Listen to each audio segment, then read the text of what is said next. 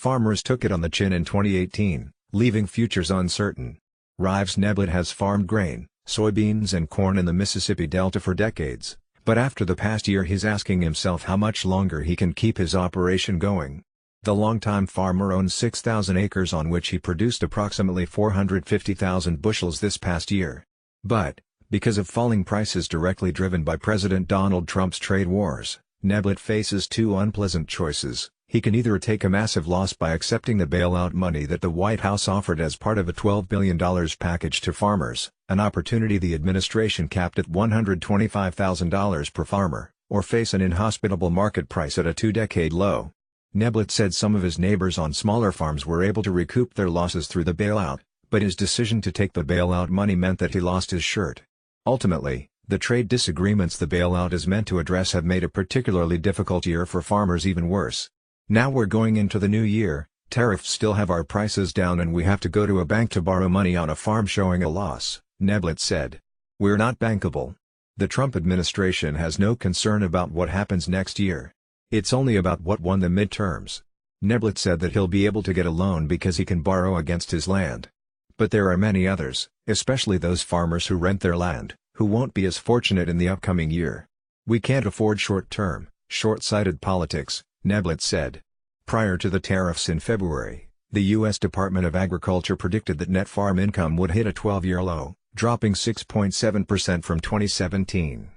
Because of the Trump administration's trade tactics, the Congressional Research Service concluded in a report published earlier this month that national net farm income dropped by more than $9 billion, or 12%.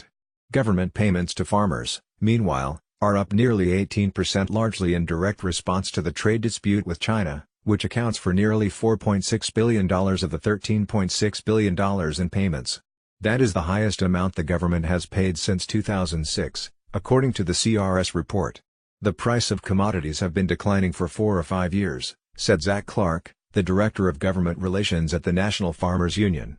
That would have been a normally bad economy for farmers, but then the trade disputes and a lot of foreign contracts drying up drove down the price of commodities even further. And that's left some farmers wondering if they can even stay in a business that is tied very deeply to their families. Even in cases of dairy and livestock, farmers continue to see diminishing returns, leaving them few options to continue family businesses that in some cases go back generations. We've had 5 consecutive years of low net farm income, and so what you see is a lot of farmers and ranchers finding themselves in a position now where they've gone through a lot of their equity in recent years and have had to decide whether to continue in the business, said John Newton, the chief economist of the Farm Bureau. Farmers and farm advocacy groups tend to agree, however, that China has been a bad faith actor in trade, and so most believe that there was a need to hold the country accountable. I think farmers want a quick resolution with China but understand it is important to get China to be good and fair trading partner, Newton said. Folks are standing by the administration at this difficult time in hopes that things will be better. But it's unclear how long this current Trump administration tactic can continue. Though many hope the situation with China and other trade partners will change, farmers can't afford to continue to take it on the chin, said Tom Nassif, the president and CEO of Western Growers Association. At a point you have to say when enough is enough, Nassif said. If it bleeds into 2019, we have to look at better ways to help the industry.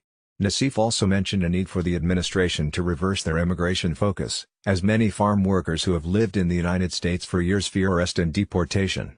Farm lobbyists were unable to push immigration policies beneficial to the agriculture industry across the finish line this year, but they did score a win with the passage of the Farm Bill, which the president signed this past week.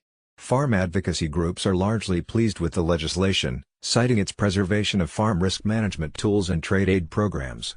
But some farmers, like Neblett, remain concerned that it ignores the realities of farming and the new need for farms to grow or die.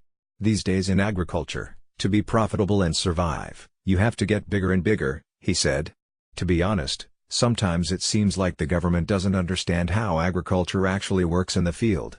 Phil McCausland is an NBC News reporter focused on the rural-urban divide.